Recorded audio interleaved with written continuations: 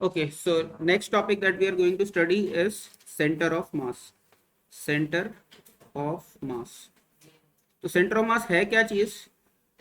तो एक तरह का कोई पॉइंट होगा, ठीक है। सेंटर मतलब ये तो समझ में आता है, एक तरह का पॉइंट है। तो ये कैसा पॉइंट है? मान लो स्पेस में मेरे मासेस डिस्ट्रीब्यूटेड है, कहीं पे 1 kg रखा, कहीं 2 kg, कहीं 3 kg, कहीं 4 kg, ऐसे करके सब जगह पे रखा हुआ, ठीक है। तो अब हम ये जो डिस्ट्रीब्यूटेड मास है स्पेस के अंदर, इस मास की हम एक काइंड ऑफ एवरेज लोकेशन निकालने वाले हैं, ठीक है। तो सेंटर ऑफ मास क्या है? एक तरह की एवरेज लोकेशन ऑफ मास है। तो उस एवरेज को डिफाइन कैसे करेंगे? एक तरह की वेटेड एवरेज है। तो जहां पे ज्यादा भारी वेट पड़ा उसकी ज्यादा वेटेज दे देंगे उसके कोऑर्डिनेट की, जहां पे हल्का वेट पड़ा उसकी कम वेटेज दे देंगे। तो एक वेटेड काइंड ऑफ एवरेज हम कोऑर्डिनेट्स का निकाल सकते हैं, ठीक है। तो सेंटर ऑफ मास क्या है? It is weighted average, weighted average of mass distribution coordinates in space। कहने का मतलब क्या है? जैसे मान लो मेरे पास लेटस से ये मान लो मेरा y एक्सिस है, ये मेरा मान लो x एक्सिस है, ठीक है। z एक्सिस भी होगा कहीं पे। और मान लो मेरे पास यहाँ पे कोई पार्टिकल है, लेटस से ये m1 मास का पार्टिकल है, ठीक है। यहाँ पे कोई पार्टिकल रखा है, लेटस से यहाँ पे m2 मास का पार्टिकल रखा है। ऐसे ही यहाँ पे ith पार्टिकल रखा है, लेटस से इस पार्टिकल का मास है mi, ठीक है। तो m1 m2 mi ऐसे करके खूब सारे पार्टिकल्स हैं, n नंबर ऑफ पार्टिकल्स हैं। फर्दर मान लो इसका पोजीशन वेक्टर r1 है, इसका पोजीशन वेक्टर है ri वेक्टर, इसका पोजीशन है r2 vector, let's say this one is r2 vector, okay. तो हम सेंटर ऑफ मास का कोऑर्डिनेट कैसे डिफाइन करते हैं? rcm जो हम डिफाइन करते हैं that is sigma mi ri divided by capital M, where capital M is the total mass of the system. Capital M is the total mass of the system. Total mass of the system. तो definition समझ में आ गई centre of मास की क्या है?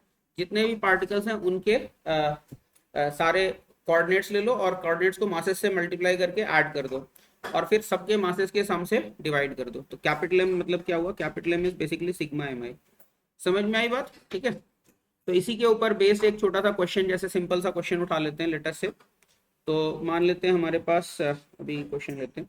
तो मान लेते हैं मेरे पास कोई ट्राइंगल है, मेरे पास लेटर से ऐसे करके ऐसे कोई ट्राइंगल है, ठीक है। ये कोई ट्राइंगल है और मान लेते हैं इसके कोऑर्डिनेट्स कुछ कुछ दिए हुए लेटर से, या इक्विलेटरल ट्राइंगल है लेटर से, ठीक है। ये ओरिजिन है हमारा और यहाँ पे हमने रखा हुआ है मास लेटर से m, ओरिजिन पे m रखा है, यहाँ पे मान लो 2m रखा है और यहाँ पे मान लो मैंने 3m रखा है, ठीक है। और मान लो साइड ये भी l है, ये भी l है, ये भी l है। तो अच्छा एक चीज देखो, ये वेक्टर इक्वेशन है ना हमारी, जो सेंटर ऑफ मास की कोऑर्डिनेट की इक्वेशन है, ये एक वेक्टर इक्वेशन है, right. This is the vector equation है ना। तो वेक्टर इक्वेशन है तो इसका मतलब क्या? कंपोनेंट वाइज भी ये ट्रू होगी, है ना। इसके 3 कंपोनेंट इक्वेशंस भी लिख सकते हैं। तो कंपोनेंट इक्वेशंस क्या होंगे? XCM, YCM और ZCM अलग अलग से लिख सकते हैं, ना। समझ में आ रही बात की नहीं? तो उसी डेफिनेशन में अगर हम XCM और YCM और ZCM अलग से लिखना चाहेंगे तो हमारा XCM क्या हो जाएगा? XCM हो जाएगा मेरा sigma mi xi divided by total mass, right. इसी तरह से YCM क्या हो जाएगा मेरा? Sigma mi yi divided by total मास। इसी तरह से ZCM क्या हो जाएगा मेरा? Sigma mi zi divided by total मास, है ना। तो आपने इस केस में देखो 3m का कोऑर्डिनेट क्या हो गया? l, 0 हो गया, राइट। 2m का कोऑर्डिनेट क्या हो गया? l/2, वो क्या हो जाएगा? l cos 30 डिग्री, है ना, यानी l √3/2, यही हो जाएगा ना उसका कोऑर्डिनेट। और इसका m का कोऑर्डिनेट तो 0, 0 है ना। तो अभी XCM क्या हो जाएगा मेरा? तो सब जगह हमें क्या करना है? मास लेना है, मास को कोऑर्डिनेट से मल्टीप्लाई करना है। तो m को तो मेरे को मल्टीप्लाई करना है 0 से, फिर 2m को मल्टीप्लाई किससे करना है मुझे? x कोऑर्डिनेट के लिए l/2 से, प्लस 3m को किससे मल्टीप्लाई करना है मुझे? l से, है ना। और पूरे को डिवाइड किससे करना है? 3m + 2m + m, यानी नीचे 6m से डिवाइड करना है, राइट। 6m से डिवाइड करना है। तो ये सॉल्व करके जो भी आ जाएगा वो देख सकते हो तुम लोग, ठीक है, वट एवर इट कम्स। इसी तरह से YCM मेरा क्या हो जाएगा? देखो YCM के लिए क्या करना पड़ेगा? वापस m का y कोऑर्डिनेट 0 है, प्लस 2m का y कोऑर्डिनेट कितना है हमारा? l √3/2, right. और इसी तरह से हमारा जो 3m है, 3m का y कोऑर्डिनेट कितना है? 0। और इस पूरी चीज को डिवाइड किससे करना पड़ेगा? 6m से, है ना। और ये जो भी है वो हम लोग कैलकुलेट कर लेंगे। आगे बढ़ते हैं हम लोग। अभी हम देखते हैं finding centre of mass using symmetry, ठीक है। तो नेक्स्ट हम लोग देखते हैं finding centre of mass using symmetry. Symmetry का यूज करके हम सेंटर ऑफ मास कैसे निकाल सकते हैं। तो इसको थोड़ा बहुत वर्क और एनर्जी के चैप्टर में भी हमने यूज किया था। जैसे हमने चेन का देख लिया था, सेंटर ऑफ मास कहाँ पे होगा, मिड पॉइंट पे होगा। सिमेट्री की वजह से हमने बोल दिया था, है ना। ऐसे स्क्वायर ब्लॉक है तो मिड पॉइंट पे ले लेंगे, स्फेयर है तो मिड पॉइंट पे ले लेंगे। तो अभी हम लोग बात करते हैं finding CM of homogeneous object. Homogeneous object का मतलब होता है पूरा का पूरा एक ही तरह से बनाया हुआ है। Homogeneous objects by symmetry. Homogeneous से मेरा ये मतलब है कि ऐसा नहीं कि आधा लोहे का बना है आधा लकड़ी का बना है, यानी लोहे का बना है तो पूरा लोहे का बना है, ठीक है। तो होमोजीनियस ऑब्जेक्ट का सिमेट्री से हम कैसे निकाल सकते हैं। तो सबसे पहले हम केस देखते हैं। If there is a point of symmetry, if there is a point of symmetry, then that point itself is the CM। अगर पॉइंट ऑफ सिमेट्री है तो वो पॉइंट खुद ही सेंटर ऑफ मास हो जाएगा। तो पॉइंट ऑफ सिमेट्री का मतलब क्या होता है, तो ये समझो। तो पॉइंट ऑफ सिमेट्री से हम क्या समझते हैं कि जैसे मान लो मैंने एक ऐसे करके दो सेमी सर्कल्स को वेल्ड करके मैंने एक कोई ऑब्जेक्ट बना दिया, ठीक है। दो आइडेंटिकल सेमी सर्कल्स को मैंने वेल्ड करके एक ऑब्जेक्ट बना दिया, ठीक है। तो इसमें लाइन ऑफ सिमेट्री नहीं है, इसके अबाउट फोल्ड करोगे तो सिमेट्री नहीं आएगी, इज इट नॉट। इसके अबाउट ओवरलैपिंग नहीं बनेगा ना, इसके अबाउट ओवरलैपिंग बनेगा। एक्चुअली अगर तुम देखो पॉइंट के अबाउट सिमेट्री का मतलब होता है इसकी मिरर इमेज की ये वाटर इमेज है, समझ गया कि नहीं। ये ना तो मिरर इमेज है ना वाटर इमेज है, ये क्या है, मिरर इमेज की वाटर इमेज है। और जब भी ऐसा होगा तो 180 डिग्री अपोजिट पॉइंट्स बराबर सुंदर होंगे। जितना सुंदर इधर है पॉइंट उतना सुंदर पॉइंट इधर है। समझ में आई बात की नहीं। 180 डिग्री अपोजिट एलिमेंट्स बराबर सुंदर होंगे, तो ये मतलब होता है सिमेट्री अबाउट अ पॉइंट का। समझ में आई बात की नहीं। यानी मेरा दूसरा पार्ट जो है मिरर इमेज का वाटर इमेज है। तो यहाँ पे पॉइंट ऑफ सिमेट्री क्या हो गया, ये मेरा पॉइंट ऑफ सिमेट्री हो गया। तो यही मेरा सेंटर ऑफ मास हो जाएगा। समझ गया कि नहीं। तो हाँ, तो हम क्या बोल सकते हैं, this is the point of symmetry. तो here P is the point of symmetry, here P is the point of symmetry, point of symmetry and therefore CM. ठीक है। Point symmetry about a point का मतलब क्या होता है, symmetry about a point का मतलब होता है मिरर इमेज का वाटर इमेज, ठीक है। Symmetry about a point means 180 degree opposite elements, opposite parts are equally beautiful, are equally beautiful. समझ गए सिमेट्री अबाउट अ पॉइंट का मतलब 180 degree opposite points are equally beautiful. समझ गए। ओके। एक और एग्जांपल चाहिए तो जैसे कोन में कोन जोड़ दो। जैसे मान लो मैं क्या करता हूँ, एक कोन ले लेता हूँ, ठीक है। ये कोन लिया और इस कोन में बिल्कुल ऐसा ही कोन उल्टा करके जोड़ दिया। समझ गए। तो क्या हो गया, ये वेल्ड कर दिया इस पॉइंट पे, ये पॉइंट ऑफ सिमेट्री आ गया। समझ में आई बात की नहीं। ठीक है। तो क्लियर हो गया ये। अभी मैं इसको इरेज कर दे रहा हूँ, बट समझाने के लिए मैंने बस बनाया था, ठीक है। Point symmetry about a point का मतलब समझ गए ना। आगे हम लोग बात करते हैं symmetry about a line. Symmetry about a line, symmetry about a line. Symmetry about a line का मतलब क्या है, जैसे 2D ऑब्जेक्ट है हमारा। तो जैसे ये एक रेक्टेंगल ही ले लेते हैं, लेटर से ऐसे करके, ऐसे मैंने एक रेक्टेंगल बना दिया, ठीक है। तो इसमें क्या है, ये लाइन ऑफ सिमेट्री है, ठीक है। ये लाइन ऑफ सिमेट्री है और ये भी लाइन ऑफ सिमेट्री है। तो 2D ऑब्जेक्ट में अगर सिमेट्री की लाइन एग्जिस्ट करती है तो सिमेट्री लाइन के ऊपर ही सेंटर ऑफ मास लाई करता है। समझ गया कि नहीं। लाइन के अबाउट सिमेट्री का मतलब क्या होता है, उसके अबाउट फोल्ड करो तो एकदम ओवरलैपिंग पार्ट्स बनने चाहिए, ठीक है। तो क्या कह सकते हैं, इन अ 2D object, 2D object if there exists a line of symmetry, if there exists a line of symmetry, then CM lies on it। और यहीं पे अगर दो लाइंस ऑफ सिमेट्री मिल गई तो हमारा काम खत्म हो गया, है ना। क्योंकि दो लाइंस से तो इंटरसेक्शन से एक पॉइंट मिल ही जाएगा। तो यहाँ पे क्या होगा, ये जो है ये मेरा सीएम हो जाएगा, क्योंकि दोनों लाइंस यहाँ पे इंटरसेक्ट कर रही है। समझ गए सिमेट्री अबाउट अ लाइन, ठीक है। या फिर इसी तरह से सर्कल है, सर्कल में तो कितने ही लाइंस ऑफ सिमेट्री मिल जाएंगे तुमको। तो सेंटर जो हो जाएगा वही उसका वो हो जाएगा सेंटर ऑफ मास, राइट। जैसे सर्कल के लिए हम मान लो ऐसे ड्रॉ कर देते हैं, सर्कल ड्रॉ कर देते हैं, तो इसमें तो कितनी ही लाइंस बना लो। तो ये भी लाइन ऑफ सिमेट्री है मेरा, ठीक है। ये भी लाइन ऑफ सिमेट्री है। तो ये मेरा क्या आ गया, ये मेरा सीएम आ गया। समझ गए सर्कल में। ओके। हम लोग बात करते हैं symmetry about a plane, symmetry about a plane. अब ये 3D ऑब्जेक्ट्स में जो होगा, instead of line of symmetry हमें प्लेन के अबाउट सिमेट्री की बात करनी पड़ेगी। तो प्लेन ऑफ सिमेट्री का मतलब क्या है? चाकू चला के अगर दो बराबर बराबर हिस्से में कोई चीज कट जा रही है तो हम कहेंगे वो प्लेन ऑफ सिमेट्री है। जैसे अगर हम बात करें, लेटस से मैं सिलेंडर ड्रॉ करता हूँ, ठीक है, लेटस से मैं एक सिलेंडर ड्रॉ करता हूँ। ओके, तो सिलेंडर के लिए पहले ये ड्रॉ कर लेते हैं हम लोग।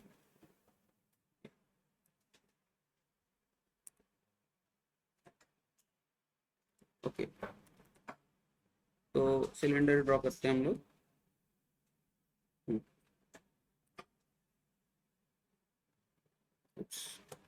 Just a second. तो ये मान लो ये मेरा एक सिलेंडर है। तो सिलेंडर में हमें दिख रहा है कि जैसे यहाँ पे ये जो है मेरा, ये एक वर्टिकल प्लेन जो है, ये प्लेन ऑफ सिमेट्री है ना, क्योंकि ऐसे अगर मैं चाकू चलाऊंगा तो ये दोनों बराबर हिस्सों में कट जाएगा। समझ में आ रही है बात कि नहीं? दोनों बराबर हिस्सों में कट जाएगा ना, तो ये एक प्लेन ऑफ सिमेट्री है हमारा। इसी तरह से अगर हम बात करें तो ऐसे करके, ऐसे भी अगर मैं चाकू चलाऊंगा, ऐसे इस प्लेन में अगर चाकू चलाऊंगा तो भी ये बराबर बराबर में लेफ्ट राइट हिस्सों में कट जाएगा, है ना। और इसी तरह से अगर मैं ऐसे हॉरिजॉन्टली भी अगर काट दूंगा तो हॉरिजॉन्टली भी, जैसे ये ऐसे करके ऐसे एक प्लेन ड्रॉ करूंगा तो उससे ऊपर और नीचे बराबर हिस्से में कट जाएगा। तो तीन प्लेन ऑफ सिमेट्री दिख रहे हैं ना।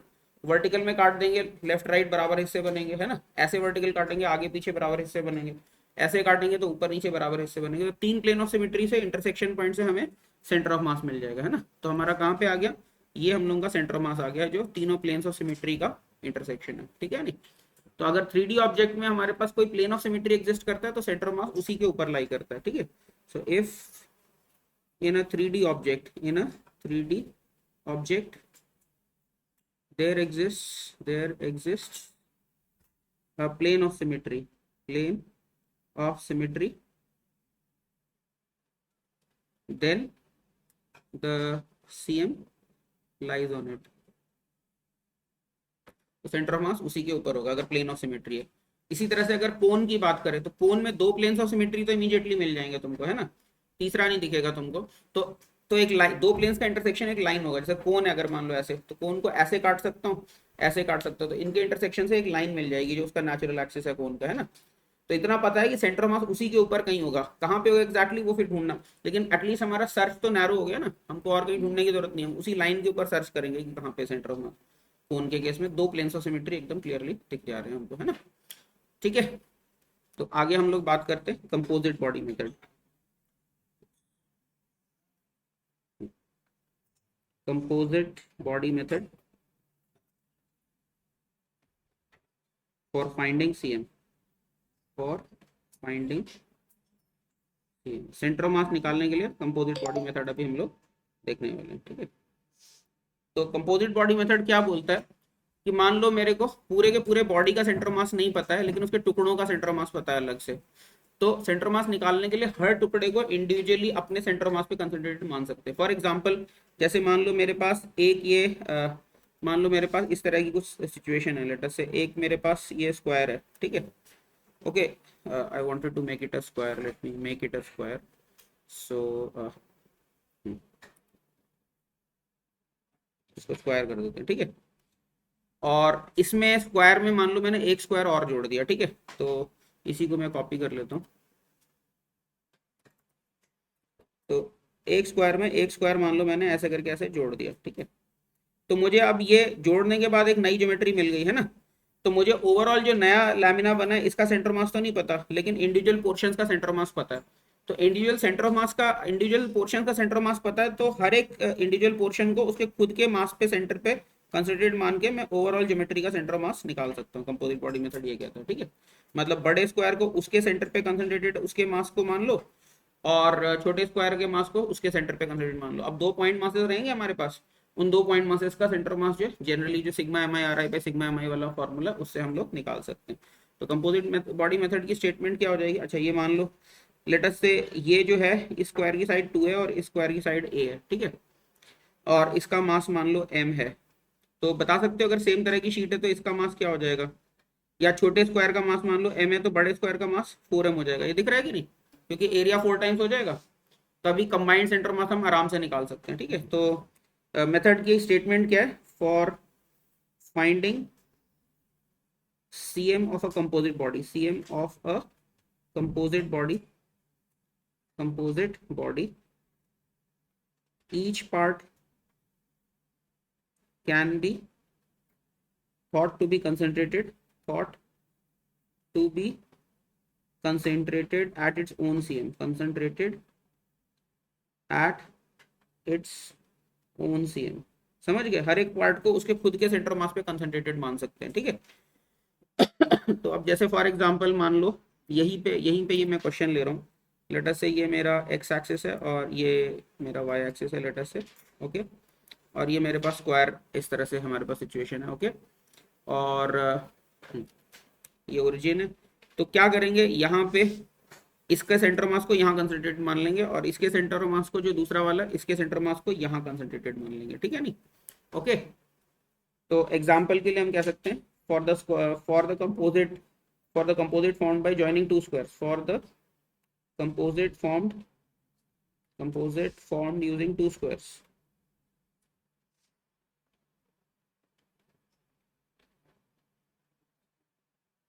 क्या होगा हमारा XCM क्या आ जाएगा, देखो XCM क्या आ जाएगा, तो देखो इसका खुद का कहाँ पे होगा, इसका होगा x कोऑर्डिनेट a होगा और y कोऑर्डिनेट a होगा, तो ये तो a, a है ना। और ये क्या है, देखो यहाँ पे 2a प्लस a/2, तो ये क्या है, इसका कोऑर्डिनेट है 5a/2 कॉमा a/2 है ना, यही कोऑर्डिनेट है ना इसका। तो कंपोजिट बॉडी का XCM क्या हो जाएगा हम लोगों का, ये हो जाएगा 4m इंटू क्या हो जाएगा a प्लस m इंटू क्या हो जाएगा 5a/2 है ना, whole thing divided bye 5m। समझ में आया कि नहीं, ठीक है। ये जो भी आएगा कैलकुलेट कर लेंगे इसको हम लोग, ठीक है। इसी तरह से YCM क्या आ जाएगा कंपोजिट बॉडी का, YCM निकालेंगे तो क्या आ जाएगा, देखो तो 4m इंटू क्या होएगा 4m into a plus m into क्या होएगा हमारा a/2 and whole thing divided by क्या आ जाएगा हमारे पास 5m आ जाएगा, ठीक है। ये जो भी होगा उसको कैलकुलेट कर लेंगे। समझ में आया कि नहीं, ठीक है। तो हर एक बॉडी को उसके खुद के सेंटर मास पे कंसंट्रेटेड एज्यूम कर सकते हैं अगर कंपोजिट्स हमने ऐड कर करके कोई नया बॉडी बनाया तो, ठीक है। तो अभी तुम्हारे दिमाग में एक नेचुरली एक क्वेश्चन होगा कि ये कंपोजिट बॉडी मेथड वर्क क्यों करता है, इसका प्रूफ क्या है, तो वो अभी हम लोग प्रूफ करने वाले हैं, ठीक है। Proof of composite body method, so let's do the proof of composite body method, composite body method. Composite body method का प्रूफ क्या है वो अब हम लोग देखते हैं, ठीक है। तो मान लेते हैं मेरे पास एक बॉडी है, ठीक है, इसका टोटल मास मान लो m1 है, और एक और बॉडी है इसका टोटल मास m2 है। यहाँ पे मेरे पास कोई ओरिजिन है, इसके रिस्पेक्ट में इसके आयत पार्टिकल का जो पोजीशन वेक्टर है वो ri है और उसका मास जो है लेटर से स्मॉल mi है, ओके। और इसी तरह से यहाँ पे इसके jth पार्टिकल का जो पोजीशन वेक्टर है वो rj है और उसका मास जो है लेटर से mj है, ठीक है। तो अभी डेफिनेशन ऑफ सेंटर ऑफ मास से हम देखेंगे तो हमारा सेंटर ऑफ मास का कोऑर्डिनेट क्या बनेगा, तो RCM मेरा क्या बन जाएगा, वो बन जाएगा sigma mi ri divided bye plus sigma mj rj, ठीक है, divided by m1 plus m2, यही बनेगा ना मेरा सेंटर ऑफ मास का कोऑर्डिनेट। बोलो sigma mi ri divide plus sigma mj rj divide by m1 plus m2, यही बनेगा ना सेंटर ऑफ मास का कोऑर्डिनेट। बोलो इसके सारे मासेस का प्रोडक्ट और कोऑर्डिनेट का, आई मीन मासेस और कोऑर्डिनेट्स का प्रोडक्ट, उसके सारे मासेस और कोऑर्डिनेट्स का product divide by mass of this plus mass of that, right, यही बनेगा। अब मैं इसको एक खास तरह से लिख रहा हूँ, तो इसको मैं क्या लिख रहा हूँ, इसको देखो ऐसे भी लिख सकता हूँ मैं, RCM को ऐसे लिख सकता हूँ sigma mi ri divided by m1 और इधर मल्टीप्लाइड बाय m1, प्लस दूसरे टर्म को लिख रहा हूँ sigma mj rj divided by m2 और मल्टीप्लाइड बाय m2, है ना, and whole thing divided by m1 plus m2। ऐसा भी लिख सकता हूँ कि नहीं, बोलो m1 प्लस m2 डिवाइड करके ऐसा लिख सकता हूँ, बोलो चलेगा ना। उसके फर्स्ट टर्म को m1 बाय m1 से मल्टीप्लाई किया, दूसरे टर्म को m2 बाय m2 से मल्टीप्लाई किया, है ना। और अभी ध्यान से देखो तो ये टर्म क्या रिप्रेजेंट कर रहा है, sigma mi ri bye m1 क्या रिप्रेजेंट कर रहा है, ये रिप्रेजेंट कर रहा है सेंटर ऑफ पहले ऑब्जेक्ट के सेंटर मास के कोऑर्डिनेट को, राइट। और ये टर्म क्या रिप्रेजेंट कर रहा है दूसरे ऑब्जेक्ट के सेंटर मास के कोऑर्डिनेट को। तो मान लेते हैं यहाँ पे दूसरे ऑब्जेक्ट का कुछ सेंटर मास का कोऑर्डिनेट है लेटर से ये मेरा, लेटर से ये कुछ है, लेटर से ये मेरा RCM2 है, ठीक है, RCM2 है ये। और इधर जो है इसके सेंटर मास का कोऑर्डिनेट लेटस है, ये मेरा RCM1 है। तो पहला टर्म क्या बन गया, यानी M1 RCM1 बन गया। दूसरा क्या हो गया, M2 RCM2 divide by M1 plus M2। समझ में आई बात की नहीं? तो RCM क्या हो गया हमारा, जस्ट 1 सेकेंड, दिस ये हो गया मेरा M1 into RCM1 plus M2 into RCM2 whole thing divided by M1 plus M2। तो क्या हुआ, जैसे कि पहले पूरे बॉडी के मास को उसके खुद के सेंटर मास पे कंसंट्रेटेड मान ले, ऐसे ही दूसरे पूरे बॉडी को उसके खुद के सेंटर मास पे कंसंट्रेटेड मान ले और टोटल मास से हम लोग डिवाइड कर दें। तो composite body method basic definition से ही हम लोगों का प्रूव हो गया। So composite body method with negative mass, composite body method with negative mass, with negative mass। तो क्या है, when a portion is removed, when a portion is removed, then the remaining object, then the remaining object can still be thought as, can still be thought as a composite of original object, composite of original object and the removed object of a negative mass, removed object of a negative mass। समझ गया कि नहीं, negative मास, ये remove कर दिया उसको हम negative मास की तरह ट्रीट कर सकते हैं। तो एग्जांपल अगर हम लेना चाहें इसका, तो हम क्या करते हैं, लेटर से एक ये ले लेते हैं, सर्कल में से सर्कल काट देते हैं हम लोग, ठीक है। तो लेटर से मैं एक, यहाँ पे मेरे पास एक सर्कल है और इस सर्कल में से मैंने एक और सर्कल काट दिया, ठीक है। सर्कल में से सर्कल काट दिया मैंने और इसकी लोकेशन सही कर देता हूँ थोड़ा सा। तो R रेडियस के सर्कल में से मैंने R/2 रेडियस का सर्कल उड़ा दिया, समझ गए। तो ये जो है ओरिजिनली मेरा, ये जो ओरिजिनल सर्कल है इसका रेडियस मेरा कितना था, ये R रेडियस का सर्कल था और इसमें से मैंने क्या किया, ये पार्ट उड़ा दिया मैंने, ठीक है, ये पार्ट उड़ा दिया। और जो पार्ट उड़ाया इसका रेडियस कितना है हमारा, R/2 रेडियस है, दिस इज R/2 रेडियस, ठीक है। R/2 रेडियस का पार्ट उड़ा दिया और क्वेश्चन क्या है हमको, find the CM of the remaining portion, locate the CM of remaining portion, remaining portion.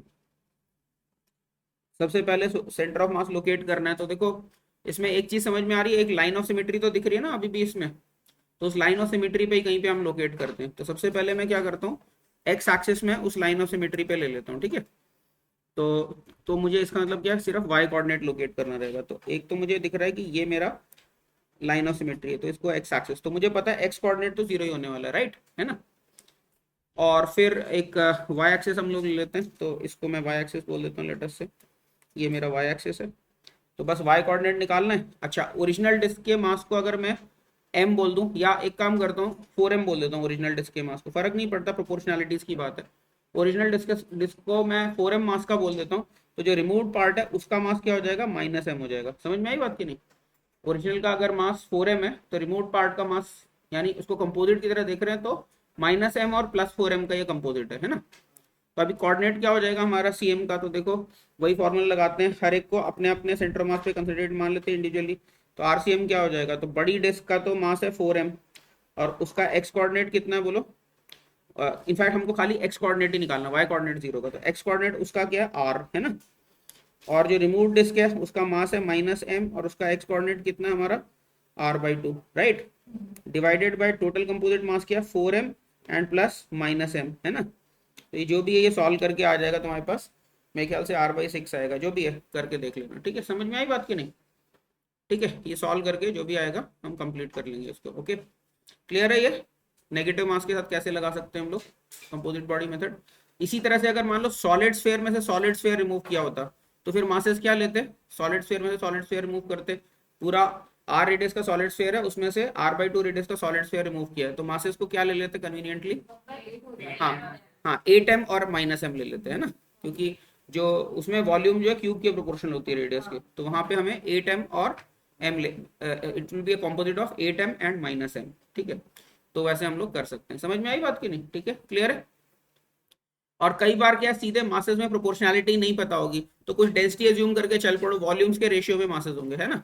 अगर होमोजीनियस बॉडी है तो वॉल्यूम्स के रेशियो में भी कर सकते हैं। तो instead of doing m1r1 plus m2r2 divide by m1 plus m2, we can also do v1r1 plus v2r2 divide by v1 plus v2, क्योंकि मासेस जो होंगे वो तो हमारे उसके ही प्रोपोर्शन में, वॉल्यूम्स के प्रोपोर्शनल में होंगे ना। या फिर फ्लैट ऑब्जेक्ट है तो हम क्या कर सकते हैं, a1r1 plus a2r2 divide by a1 plus a2 भी कर सकते हैं ना। तो इस चीज को लिख सकते हैं। अगर पूरा का पूरा बॉडी हमारा होमोजीनियस है, यानी ऐसा नहीं कि एक टुकड़ा लकड़ी का बना है एक पोर्शन लोहे का बना है, तब ऐसा नहीं कर पाओगे, ठीक है नहीं, तब तो हमको एग्जैक्ट डेंसिटीज चाहिए होंगे, है ना। तो अगर हम क्या, तो क्या बात लिख सकते हैं हम लोग, अगर होमोजीनियस बॉडी हमारे पास, तो if we have a homogeneous body, if we have a homogeneous body, then we can also conveniently use then we can also conveniently use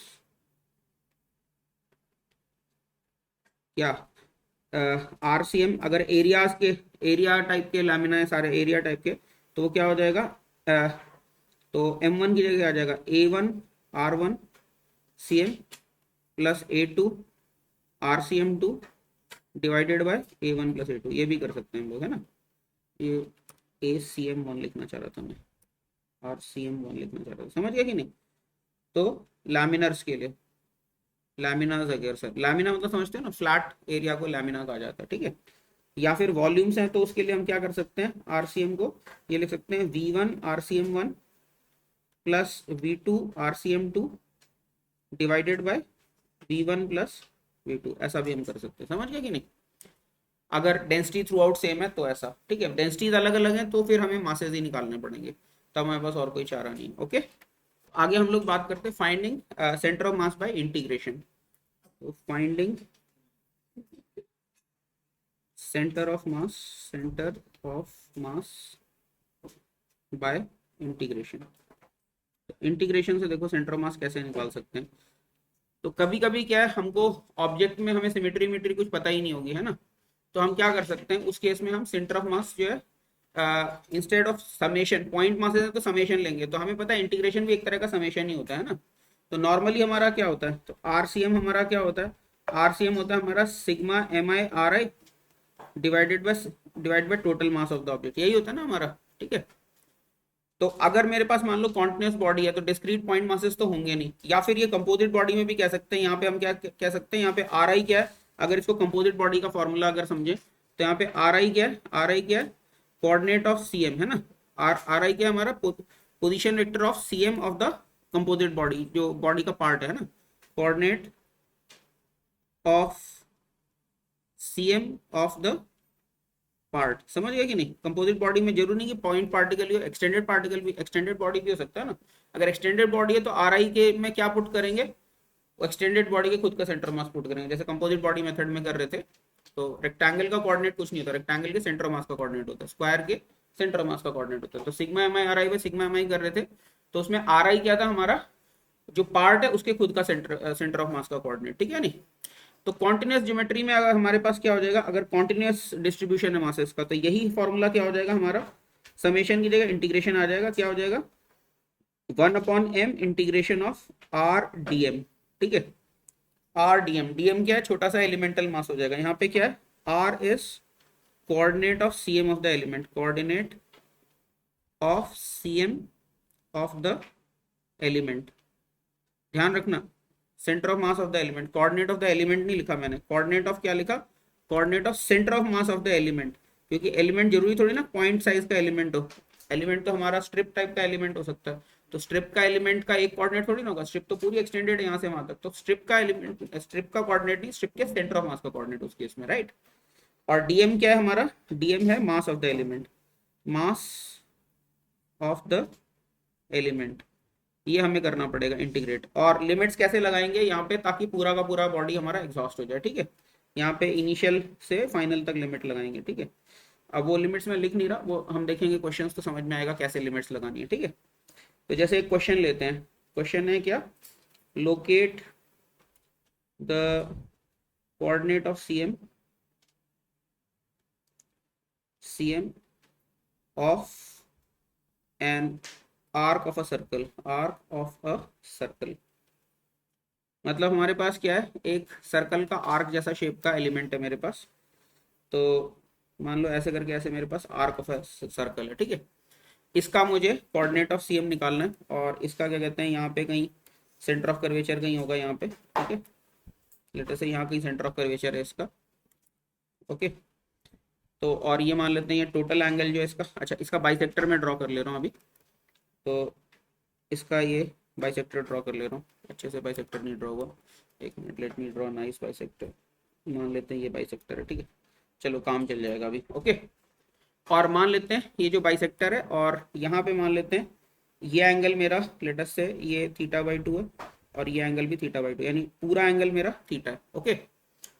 और इसको मान लेते हैं ये वाई एक्सिस है मेरा, और सेक्टर नहीं है, समझ गए मेरे, बस ये पार्ट है जिसका मेरे को निकालना है। ये ग्रीन से दोबारा से शेड करो, मुझे इस पार्ट का CM चाहिए, समझ गए कि नहीं, आर्क का CM चाहिए, सेक्टर का CM नहीं चाहिए मुझे, ओके। तो मैं क्या करता हूँ, वर्टिकल से फाई एंगुलर पोजीशन पे d5 एंगुलर थिकनेस का छोटा सा एलिमेंट लेता हूँ, और उसका सेंटर ऑफ मास निकाल के फिर मैं इंटीग्रेशन लगा दूंगा। तो मैं क्या करता हूँ, मान लेते हैं इसका टोटल मास m है लेटर से, ठीक है, इसका टोटल मास m है। तो d5 एंगल में कितना मास आएगा, मास पर unit angle into angle of the element, right. तो मैं क्या कर रहा हूँ यहाँ पे, यहाँ से फाई एंगुलर पोजीशन पे d5 एंगुलर थिकनेस का एलिमेंट ले रहा हूँ, ठीक है। ये मैंने कितना लिया, ये d5 ले लिया मैंने, समझ गए। तो मेरे को क्या करना है, मुझे पता है YCM क्या होएगा, तो YCM मेरा क्या होने वाला है, that will be 1/m integral YDM, यही होने वाला है ना मेरा। यहाँ पे y किसको रिप्रेजेंट करता है, सेंटर ऑफ मास का कोऑर्डिनेट, जो एलिमेंट का सेंटर ऑफ मास है उसका, ठीक है। तो अभी मान लेते हैं इसका आर्क का जो रेडियस है वो लेटर से r है, ठीक है। तो मेरा dm क्या होने वाला, तो dm क्या हो जाएगा बोलो, दैट इज मास पर यूनिट एंगल, तो m/θ इंटू d5, यही हो जाएगा मेरा, बोलो dm, मास पर unit angle into angle of the element, right. और y कोऑर्डिनेट क्या हो जाएगा इसका, देखो तो y कोऑर्डिनेट क्या होगा, देखो ध्यान से, तो ये मेरा एलिमेंट है, तो इसका इधर प्रोजेक्शन देखोगे तो ये मेरा रेडियस r है, तो y कोऑर्डिनेट क्या हो जाएगा, ये मेरा y कोऑर्डिनेट हो जाएगा, यानी कि r cos phi, समझ में आई बात की नहीं। y कोऑर्डिनेट क्या हो जाएगा, r cos phi, तो y को मैं लिख सकता हूँ r cos phi, ठीक है। तो इसका मतलब मेरा जो फॉर्मूला है वो किस में कन्वर्ट हो गया, 1/m, और इंटीग्रल ऑफ y की जगह मैं पुट कर रहा हूँ r cos phi, और dm की जगह क्या पुट करूंगा मैं, m/θ इंटू d5, ठीक है। और थीटा को कहां से कहां तक वेरी करना पड़ेगा, यानी फाई को कहां से कहां तक वेरी करना पड़ेगा। देखो फाई जो है वर्टिकल लाइन से हम वर्टिकल लाइन से क्लॉकवाइज डायरेक्शन में मेजर कर रहे हैं, तो इसका मतलब क्या, इनिशियल लिमिट होगी -θ/2 और फाइनल लिमिट होगी +θ/2। तो फाई को हमें कहां से कहां तक वेरी करना पड़ेगा, -θ/2 से लेके +θ/2 तक वेरी करना पड़ेगा। आई बात समझ में सभी को ये, ठीक है। तो अब तो सिंपल ही है, तो अभी देखो इसमें cos phi d5 अंदर रहेगा, और बाकी rm/θ तो बाहर आ जाएगा, है ना। तो इसमें से r/θ बाहर आ जाता है, और हमारे पास क्या आ जाता है, इज इक्वल टू क्या आ जाएगा हमारे पास, r/θ, और अंदर में आ जाएगा cos phi d5 का इंटीग्रल क्या होगा, sin phi, राइट। और ये -θ/2 से लेके +θ/2 तक, राइट, ठीक है। तो ये क्या बन गया मेरा, तो sin θ/2 और माइनस sin θ/2, राइट। तो वो प्लस, तो क्या हो जाएगा, साइन 2 sin θ/2 बन जाएगा, राइट। तो क्या आ जाएगा इसका मतलब मेरा, इसका मतलब YCM कितना आ गया मेरा, YCM आ गया मेरे पास 2r sine of θ/2 whole thing divided by theta, ठीक है। इसको चाहो तो इस फॉर्म में याद रख सकते हो, YCM इक्वल टू मेरा क्या हो जाएगा, r sine of θ/2 divided by θ/2, ऐसे याद रख लो, ज़्यादा आसान रहेगा, ठीक है। ये मेरे पास सेंटर ऑफ मास आ गया इसका, समझ में आई बात की नहीं, ठीक है। तो फॉर सेमी सर्कल कहाँ पे हो जाएगा, for semi circle special case है हमारा, है ना। सेमी सर्कल के लिए हमारा क्या हो जाएगा, थीटा इक्वल टू पाई, और YCM क्या आ जाएगा मेरा, 2r/पाई आ जाएगा, ठीक है। Let me add a page, theta equal to pi, और YCM फिर क्या हो जाएगा इसका मतलब सेमी सर्कल के लिए, YCM will be equal to 2r/पाई। तो इसको ध्यान रख सकते हो, सेमी सर्कल में कहाँ पे होता है centre of mass, semi circular arc का ये सेंटर ऑफ मास यहाँ होता है, ये कितना होगा 2r/पाई। पाई को अगर अप्रोक्सीमेटली 3 ले लो तो टोटल हाइट के 2/3 पे अप्रोक्सीमेटली होता है, ठीक है। जो सेंटर ऑफ मास है हमारा सेमी सर्कुलर वायर का। ओके, तो अभी हम लोग देखते हैं कि किसी ट्राइंगल का हम लोग देखते हैं सेंटर ऑफ मास कैसे हम निकाल सकते हैं इसके बाद। ठीक है, centre of mass for a triangle निकालते हैं हम लोग नेक्स्ट हेडिंग। क्वेश्चन की तरह से ही ले लेते हैं। Prove that CM of a triangle lies at intersection of medians, lies at intersection of its medians, intersection of its medians। हमें ये प्रूव करना है किसी ट्राइंगल का सेंटर मास कहाँ पे लाई करता है, उसके मीडियंस के इंटरसेक्शन पे लाई करता है, ऐसा हमें प्रूव करना है। ठीक है, तो देखो अभी हम लोग कैसे प्रूव कर सकते हैं इस चीज को।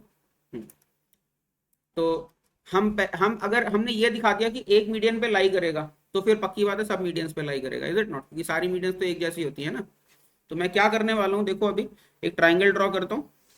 Okay, let me draw triangle first. तो मान लेते हैं ये एक ट्राइंगल ले लिया मैंने, ये कोई ट्राइंगल ले लिया मैंने, ठीक है। और अब इसकी मीडियन भी मैं ड्रॉ कर देता हूँ। तो यहाँ पे मिड पॉइंट है इसका, और इधर से मैं जोड़ते हुए इसकी एक मीडियन ड्रॉ कर दी मैंने, ठीक है। अब मैं क्या करता हूँ, इस मीडियन को मैं बोल देता हूँ लेटर से, इस मीडियन को कुछ नाम दे देता हूँ यहाँ पे। अच्छा, मीडियन की परपेंडिकुलर भी एक ड्रॉ कर ले रहा हूँ मैं। तो एक को एक्स एक्सिस बोल दूंगा, एक को वाई एक्सिस बोल दूंगा। तो ये इसको मान लो मैंने एक्स एक्सिस बोल दिया और मीडियन के अलॉन्ग मैंने वाई एक्सिस बोल दिया, इसको ओरिजिन बोल दिया। ओके, अब मैं क्या कर रहा हूँ, इस मीडियन इस ट्राइंगल को पतली पतली स्ट्रिप्स में मैं तोड़ रहा हूँ, ठीक है। तो क्या कर रहा हूँ, इसको खूब सारी पतली पतली स्ट्रिप्स में तोड़ रहा हूँ। कैसे? यहाँ पे एक लाइन ड्रॉ कर दी, एक स्ट्रिप, दूसरी स्ट्रिप, तीसरी स्ट्रिप, ऐसे करके खूब सारी स्ट्रिप्स में तोड़ते जा रहा हूँ, ठीक है। कितनी छोटी छोटी स्ट्रिप्स में तोड़ते जा रहा हूँ। ओके, समझ गए क्या कर रहा हूँ? खूब सारी छोटी छोटी स्ट्रिप्स में मैंने तोड़ लिया। अब यहाँ पे ध्यान से देखना, ये जो स्ट्रिप है ये तो रॉड जैसी है ना, पतली सी रॉड है, इसका खुद का सेंटर मास तो इसके मिड पॉइंट पे ही होगा। यानी ये जो स्ट्रिप है इसका सेंटर मास क्या हो गया, सेंटर मास का एक्स कोऑर्डिनेट 0 हो गया इस वाली स्ट्रिप का। ऐसी अगली स्ट्रिप के भी सेंटर मास का एक्स कोऑर्डिनेट 0 हो गया, इज इट नॉट? इससे अगली स्ट्रिप का भी सेंटर मास कोऑर्डिनेट 0 हो गया, इज इट नॉट? समझ में आई बात की नहीं? तो हमें पता है अभी XCM क्या होगा, XCM होगा मेरा sigma MI XI divided by total mass of the triangle. आई बात समझ में कि नहीं? बोलो, sigma MI XI upon total mass of the triangle. और हमें क्या नजर आ रहा है यहाँ पे, हमको ये साफ साफ नजर आ रहा है क्या, कि हर एक का सेंटर मास तो उसके खुद के मिड पॉइंट पे लाई कर रहा है, और सबका मिड पॉइंट जो है वो वाई एक्सिस पे लाई कर रहा है, इज इट नॉट? समझ में आई बात की नहीं? सबका मिड पॉइंट तो वाई एक्सिस पे लाई कर रहा है, यानी सबका एक्स कोऑर्डिनेट 0 हो गया, इज इट नॉट? तो ये क्या हो जाएगा, इज इक्वल टू 0 हो जाएगा ना। क्यों? बिकॉज हर एक का एक्स कोऑर्डिनेट ही 0 है हमारा, इज इट नॉट? हर एक के खुद का एक्स कोऑर्डिनेट क्या, सेंटर मास का 0। तो इसका मतलब क्या, XCM 0 हो गया। और एक्स कोऑर्डिनेट अगर सेंटर मास का 0 है, इसका मतलब क्या है, हमारा एक्स कोऑर्डिनेट जो हमारा CM जो लाई कर रहा है वो वाई एक्सिस पे लाई कर रहा है, और वाई एक्सिस तो मीडियन है हमारी। तो पक्की बात है मीडियन पे होगा इसका सेंटर ऑफ मास। और जो आर्ग्यूमेंट मैंने इस वाली मीडियन से डेवलप किया, वो किसी भी मीडियन से ये आर्ग्यूमेंट डेवलप कर सकता हूँ, इज इट नॉट? दूसरी मीडियन ड्रॉ करके भी यही आर्ग्यूमेंट डेवलप कर सकता हूँ, है ना। ठीक है, इसका मतलब क्या है, हमारा CM जो है इसका मतलब वो मीडियन पे लाई कर रहा है, CM lies on the median. और क्योंकि एक मीडियन पे लाई कर रहा है, इसका मतलब CM should lie on the intersection of the median, ठीक है। इसका मतलब ये है, it should also lie on the other median, it should lie on all the three medians, lie on all the three medians। तो इसका मतलब क्या है, कहाँ पे लाई कर रहा है, सेंट्रॉइड पे लाई करता है। इसका मतलब क्या, मीडियंस का इंटरसेक्शन पॉइंट को सेंट्रॉइड बोलते हैं ना अपन। इसका मतलब क्या है, it lies at the centroid. और सेंट्रॉइड मतलब कहाँ पे होता है, सेंट्रॉइड की लोकेशन पता है तुम्हें? मीडियंस जो होती हैं आपस में 1:2 के रेशियो में डिवाइड करते हैं, ये मालूम है ना ट्राइंगल की प्रॉपर्टी।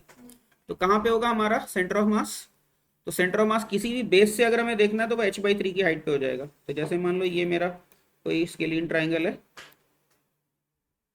तो सेंट्रॉइड इसका यहाँ कहीं होगा, ठीक है। और सेंट्रॉइड की हाइट, अगर इस ट्राइंगल की टोटल हाइट अगर h ले लें हम लोग, मान लेते हैं ये हाइट मेरी h है, तो ये जो हाइट आ जाती है हमारी h/3 आ जाती है, ये मालूम है ना ये चीज। ये हाइट जो है हमारी, सेंट्रॉइड जो किसी भी बेस से h/3 की हाइट पे होता है, ठीक है। क्योंकि मीडियंस जो होती हैं 1:2 के रेशियो में डिवाइड करते हैं, यानी 1/3 और 2/3 होंगे पार्ट्स जो होंगे, और तो वर्टिकल प्रोजेक्शंस भी उसकी 1/3 और 2/3 हो जाएगी, ठीक है। तो सेंट्रॉइड ऑफ ट्राइंगल कहाँ पे होता है, किसी भी बेस से h/3 हाइट पे होता है। समझ में आ गई बात? ठीक है, क्लियर हो गई ये बात? ओके, आगे बढ़ सकते हैं। Okay, okay, how can we say that it is h/3? तो एक काम करते हैं, इसी ट्राइंगल को मैं एक बार कॉपी कर लेता हूँ। तो अच्छा, ये तो तीन साइड्स अलग अलग हैं, एक मिनट, कंट्रोल सी।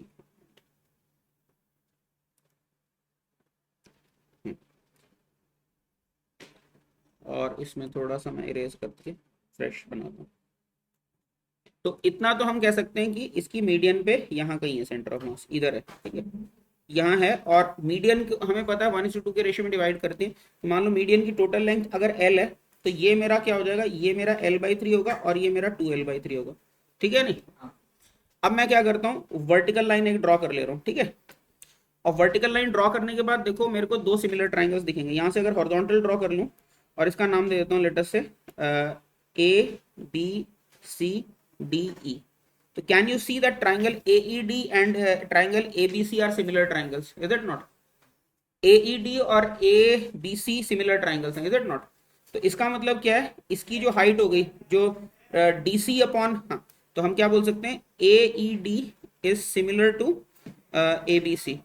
इसका मतलब हम क्या बोल सकते हैं कि EB अपॉन क्या, AB, EB upon AB will be equal to DC upon AC, कह सकते हैं। तो वो क्या हो जाएगा, ये फिर ये DC अपॉन, अगर ये टोटल हाइट हमारी h है, तो इसका मतलब क्या है, ये भी 1/3 हो जाएगा, वो भी 1/3 है, तो इज इक्वल टू 1/3 हो गया, इज इट नॉट? तो इसका मतलब क्या हो गया, इसका मतलब DC इज इक्वल टू हमारा क्या आ गया, h/3 आ गया, अगर टोटल हाइट मेरी h है तो। समझ में आया कि नहीं? Yes. Coordinate of CM of a sector हम लोग निकालते हैं। Okay, coordinate of CM of sector of a circle, CM of sector of a circle, sector of a circle. तो अभी देखो सेक्टर मेरे पास है, तो सेक्टर कैसे होता है देखो हम लोगों का, तो सेक्टर में ऐसे करके, ऐसे हम लोगों का कुछ सेक्टर होगा, है ना। Let me make it nicely.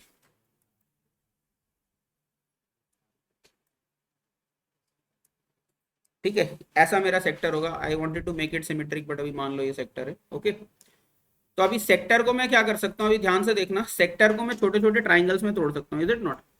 Sector को मैं क्या कर सकता हूँ, छोटे छोटे ट्राइंगल्स में तोड़ सकता हूँ, आइसोसेलेस ट्राइंगल। तो मान लो ये एक ऐसे ट्राइंगल बन गया छोटा सा, मैं थोड़े से बना रहा हूँ, बट तुम लोग इमेजिन कर सकते हो infinite triangles, is it not? ये इनफाइनाइट ट्राइंगल्स हैं। ओके, ये रेडियस r है। और हर एक ट्राइंगल को कहाँ पे कंसंट्रेटेड मान सकते हो, हर एक ट्राइंगल का हमें पता है कि जो सेंटर ऑफ मास है यहाँ कहीं होगा, कितना, वो अगर पेरीफेरी से देखोगे तो r/3 पे होगा, और इधर से देखोगे तो 2r/3 पे होगा, इज इट नॉट? इसका खुद का सेंटर मास कहाँ पे होगा, ये 2r/3 पे होगा। इसका भी यहाँ पे 2r/3 पे होगा, इसका भी यहाँ पे 2r/3, इसका भी 2r/3, इसका भी 2r/3। समझ में आ रही बात कि नहीं? इंडिविजुअल सेंटर ऑफ मास ये कहाँ पे होंगे, this distance is going to be how much, 2r/3। ठीक है, तो ये डिस्टेंस मेरा सभी के लिए कितना हो जाएगा, this distance is going to be 2r/3, is it not? तब हर एक ट्राइंगल को 2r/3 2r/3 2r/3 पे रखते चले जाओगे, तो हमारे पास ये क्या बन जाएगा, आर्क बन जाएगा, इज इट नॉट? हर एक ट्राइंगल को पॉइंट मास से रिप्लेस करते चले जाओगे 2r/3 पे, तो मेरे पास क्या होगा, एक यूनिफॉर्म आर्क बन जाएगा। समझ में आई बात कि नहीं? और उस आर्क का खुद का रेडियस क्या हो जाएगा, 2r/3। समझ गया कि नहीं? तो यहाँ पे हमारा आर्ग्यूमेंट क्या बना, तो हम कह सकते हैं कि एवरी स्मॉल सेक्टर, हम कह सकते हैं आइसोसेलेस ट्राइंगल जैसा है ना, every small portion of the sector is like an isosceles triangle, है ना, like an isosceles triangle, and therefore can be put at its own CM। ठीक है, जो कि O से, that is at how much distance from O, at 2r/3 from O। ठीक है, इसका मतलब क्या, अभी मेरा सेक्टर किस में कन्वर्ट हो गया, मेरा आर्क में कन्वर्ट हो गया। ठीक है, implies that sector can be replaced by what, can be replaced by an arc of radius कितना, 2/3। समझ गया कि नहीं? आर्क ऑफ रेडियस 2r/3, है ना। तो आर्क का फॉर्मूला तो मुझे पता है, इसका सेक्टर का फॉर्मूला क्या बनने वाला है, जो भी आर्क का फॉर्मूला है उसको 2/3 से मल्टीप्लाई कर दें। ठीक है नहीं, सेंटर ऑफ मास आर्क का निकाला था ना अभी हम लोगों ने, आर्क का क्या आया था हम लोगों का, सेंटर ऑफ मास कहाँ पे आया था हमारा, आर्क का सेंटर ऑफ मास, हाँ, basically r sine theta by two upon theta by two ऐसा लिखा था हम लोगों ने, तो उसका 2/3 कर देंगे हम लोग, है ना। समझ में आई बात कि नहीं? ठीक है, तो क्या हो जाएगा हम लोगों का इसका मतलब, अभी इसका वाई कोऑर्डिनेट, अभी मैं वाई एक्सिस दोबारा से ड्रॉ कर देता हूँ यहाँ पे। तो इसको मैं मान लेते हैं, इस तरफ मैं वाई एक्सिस ले लेता हूँ, ठीक है, this is your y axis, और इधर मेरा एक्स एक्सिस है कुछ लेटर से। तो वाई सी एम क्या हो जाएगा इसका मतलब, implies that YCM क्या आ जाएगा हमारे पास, that will be equal to 2/3 into R sin of theta by 2 divided by theta by 2, ये मेरा YCM आ गया, ठीक है। नहीं नहीं तो हम इसको इंटीग्रेट ऐसे भी कर सकते थे कि इसको पतले पतले आर्क्स में डिवाइड कर लेते हैं, y हाइट पे यानी r डिस्टेंस पे dr थिकनेस का आर्क लेते हैं, फिर उसको 0 से r तक इंटीग्रेट करते हैं। एक और अल्टरनेट मेथड एग्जिस्ट करता है इंटीग्रेट करके करने का, बट हम लोगों को उसको करने की जरूरत ही नहीं पड़ी, इसीलिए मैंने जान के ट्राइंगल का रिजल्ट पहले प्रूव किया था, ताकि हम इस सेक्टर को छोटे छोटे ट्राइंगल्स में डिवाइड कर सकें। समझ में आई बात की नहीं? ठीक है, ठीक है। क्वेश्चन है अभी हमारा हॉलो कोन का सेंटर ऑफ मास लोकेट करना है, यानी कोनिकल शेल का। तो क्वेश्चन क्या है, locate the CM of a conical shell of height h। कोई कोनिकल शेल है जिसकी हाइट h है, उसका सेंटर मास मुझे निकालना है, ठीक है। तो कैसे मेरा कोन, ऐसे बना लेते हैं कोन हम लोग, ये है, ये है, और फिर यहाँ पे बना लेते हैं,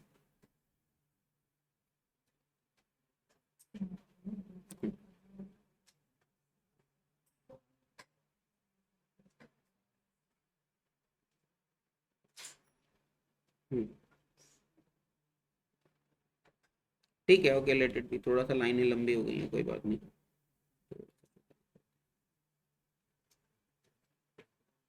ठीक है, ये मेरे पास एक कोनिकल शेल है, ओके। तो कोनिकल शेल को भी अगर हम ध्यान से देखें, हम इसको पतले पतले ट्राइंगल्स में बांट सकते हैं, इज इट नॉट। ये अगर मेरे पास कोनिकल शेल है, तो मैं स्लांट हाइट पे ऐसे चाकू से ऐसे काट काट के पतले पतले आइसोसेलेस ट्राइंगल्स बना सकता हूँ कि नहीं। और हर एक आइसोसेलेस ट्राइंगल जो है, उसका खुद का बेस से, अगर स्लांट हाइट इसकी एल है, तो L/3 पे होगा, इंक्लाइन डिस्टेंस उसका L/3 पे होगा, तो वर्टिकल डिस्टेंस क्या हो जाएगा, H/3 हो जाएगा, इज इट नॉट। बात समझ आएगी नहीं? तो यहाँ पे फॉर एग्जाम्पल जैसे मान लो एक पतली सी स्ट्रिप में बना लेता हूँ, एक खाली एक आइसोसेलेस ट्राइंगल जैसे यहाँ पे दिखा रहा हूँ। तो ये अगर इसकी स्लांट हाइट है लेटस से, ये एल इसकी स्लांट हाइट है लेटस से, तो कहाँ पे होगा इसका खुद का सेंटर ऑफ मास, कहाँ पे होगा बोलो, यहाँ पे होगा, ठीक है। यानी इधर से ये डिस्टेंस कितना हो जाएगा मेरा, ये डिस्टेंस क्या हो जाएगा बोलो, L/3 हो जाएगा। समझ में आई बात की नहीं? क्योंकि ये तो ट्राइंगल ही है ना। तो ऐसे सोचो, ऐसे सारे के सारे स्टेप्स का यहाँ पे L/3 L/3 L/3, तो ये क्या हो जाएगा, सर्कल से रिप्लेस हो जाएगा ना। और सर्कल का खुद का सेंटर मास कहाँ होता है, सर्कल का सेंटर मास तो खुद उसके सेंटर पे ही होता है, राइट। तो क्या हो जाएगा, इसकी वर्टिकल हाइट क्या हो जाएगी, H/3 हो जाएगी। समझ में आई बात की नहीं? अगर इसकी टोटल कोन की वर्टिकल हाइट अगर h है, मान लो ये टोटल वर्टिकल हाइट जो है हमारी, लेटर से ये h है कोन की हाइट, तो इसका मतलब इतनी जो वर्टिकल हाइट है सेंटर मास का जो लेवल तक है, तो ये हाइट कितनी हो जाएगी हमारी, H/3 हो जाएगी। समझ में आ रही है बात की नहीं? तो कोन का सेंटर मास यानी कोनिकल शेल का सेंटर मास कहाँ पे होगा हमारा, यहाँ पे होगा, कितनी हाइट पे, H/3 हाइट पे होगा, ठीक है। तो डिस्क्रिप्शन क्या लिख सकते हैं इसका, ठीक है, cone can be thought of as क्या, thought of as made up of several thin isosceles triangular laminas, thin isosceles triangular laminas as shown, है ना, triangular laminas as shown with CM height of each triangle, CM height of each triangle at H/3। समझ गया कि नहीं? Slant height पे L/3 है, तो vertical height उसकी H/3 होगी। ये बात समझ में आ रही है ना, सिमिलर ट्राइंगल से, जैसे हमने अभी उसके लिए दिखाया था ट्राइंगल के लिए कि मीडियन के लॉन्ग L/3 था, तो वर्टिकल में H/3 है, ठीक है। तो कोन का सेंटर मास कहाँ पे आ गया हमारा, बेस से हमारा कितनी हाइट पे आ गया, H/3 पे आ गया, ठीक है। समझ में आया?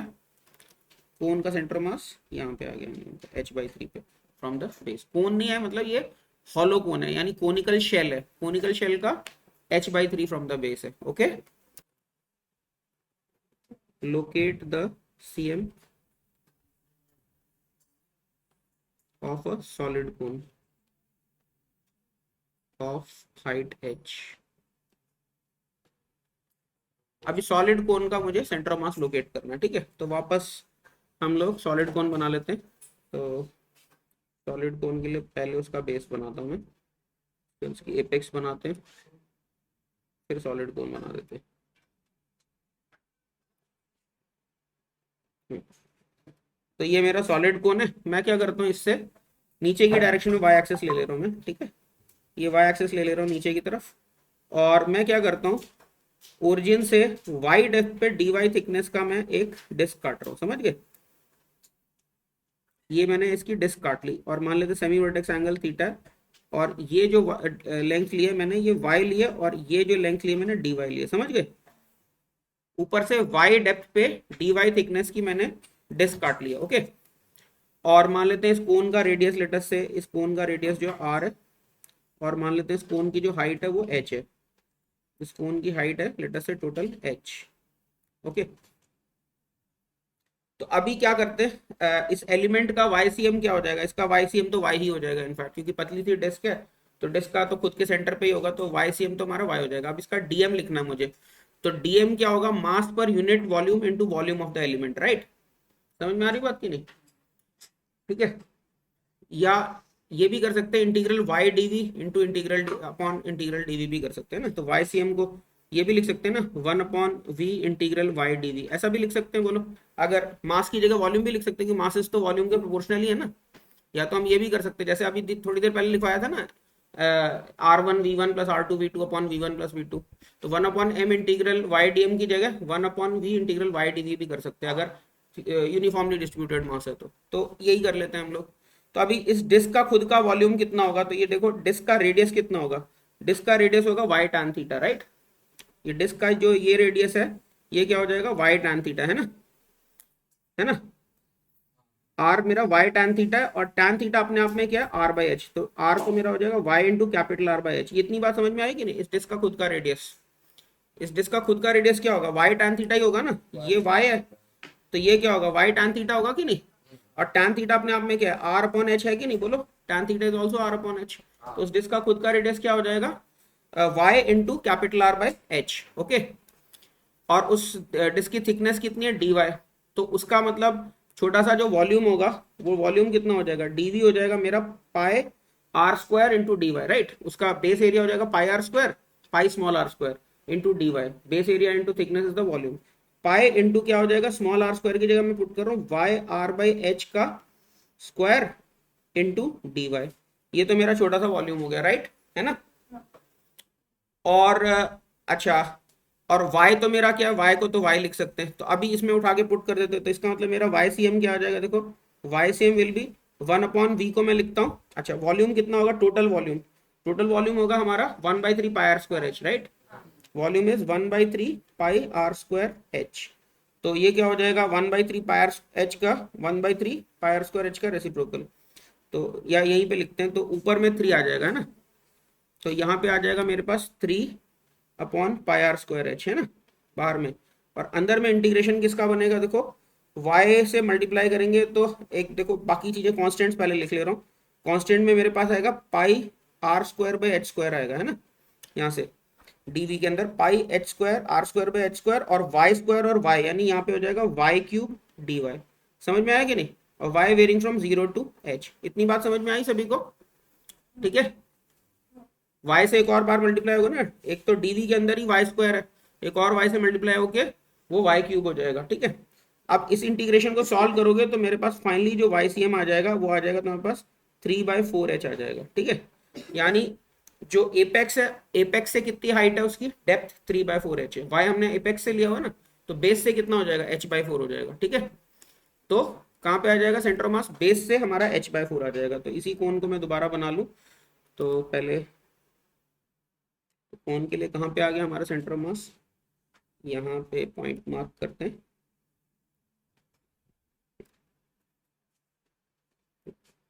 कोण के लिए सेंटर ऑफ मास कहाँ पे आ गया हमारा, यहाँ से h/4, ठीक। ये कितना हाइट हो गया, h/4। ऑब्वियसली वो ऊपर वाला फिर 3h/4 हो जाएगा। तो याद रहेगा कोण का सेंटर मास कहाँ पे होता है, बेस से। सॉलिड कोण का सेंटर मास कहाँ पे होता है, h/4 पे। और हॉलो कोण का कहाँ पे आया था हमारा, h/3 पे, ठीक है। बाय द वे ये जो रिजल्ट्स हैं हम लोगों के पिरामिड के लिए भी वैलिड है। जो कोन कोन क्या है, बेसिकली सर्कुलर पिरामिड है हमारा, ठीक है। और जो वैसे इजिप्ट के पिरामिड होते हैं वो स्क्वायर बेस पिरामिड होते हैं, तो स्क्वायर बेस पिरामिड के लिए भी h/4 होता है। किसी भी सॉलिड पिरामिड के लिए, टेट्राहेड्रन ले लो सॉलिड, तो ट्राइंगल बेस पिरामिड है। पिरामिड क्या होता है, कोई भी रेगुलर पॉलीगन नीचे ड्रॉ कर दो, वैसे तो इरेगुलर भी ड्रॉ कर सकते हैं, कोई भी पॉलीगन नीचे ड्रॉ कर दो और स्पेस में कोई पॉइंट ले लो। अब उस पॉइंट से क्या है, इस पॉलीगन के वर्टिसेस को जोड़ते चले जाओ और उसके बीच में सॉलिड भर दो, जो भी सरफेस बना, तो ये हमारा क्या कहलाता है, सॉलिड पिरामिड कहलाता है, ठीक है। और अगर खाली ऐसे लाइनें जोड़ दी और अंदर कुछ भरा नहीं, तो वो पिरामिड शेल हो जाएगा। तो किसी भी पिरामिड शेल के लिए h/3 आता है और किसी भी सॉलिड पिरामिड के लिए h/4 होता है, ठीक है। जैसे हॉलो कोनिकल शेल क्या था मेरा, हॉलो सर्कुलर पिरामिड था, है ना। और सॉलिड कोन क्या मेरा, सॉलिड सर्कुलर पिरामिड है, तो उनके लिए भी h/4 और h/3 रिजल्ट है। ये चीज किसी भी पिरामिड शेल के लिए भी ट्रू है, ओके, ठीक है। ठीक है, चलो नेक्स्ट हेडिंग डाल लेते हैं हम लोग, centre of mass of a hemispherical shell. Okay, तो locate the cm of a hemispherical shell।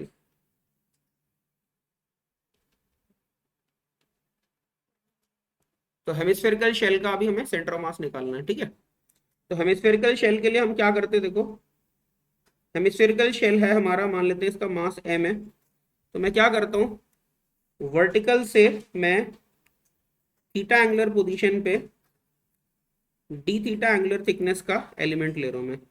यानी ये बेसिकली तो कैप ऑफ अ स्फीयर कहते हैं, ये जो एलिमेंट बना, this element will be called cap of a sphere.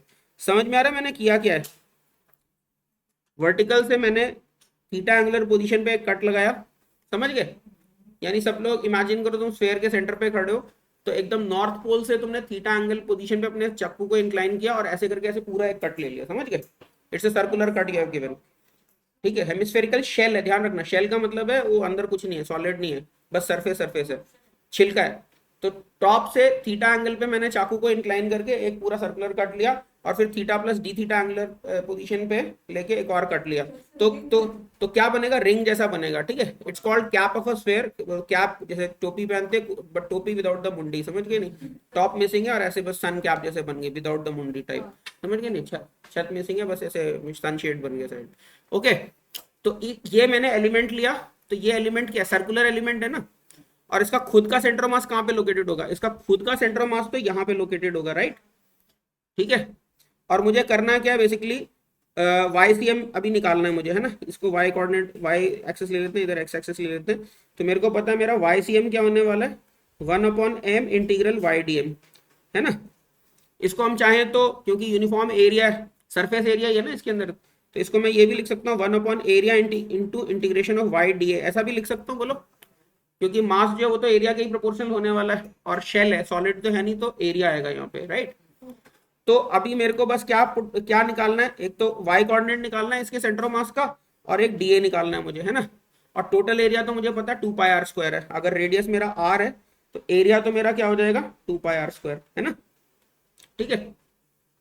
और डीए क्या हो जाएगा मेरा, देखो छोटा सा एरिया, तो इसकी स्लांट हाइट कितनी है, आर डी थीटा है, बोलो, slant height R D theta है। और ये वाला जो डिस्टेंस है ये क्या है मेरा, ये आर साइन थीटा है, राइट, बोलो।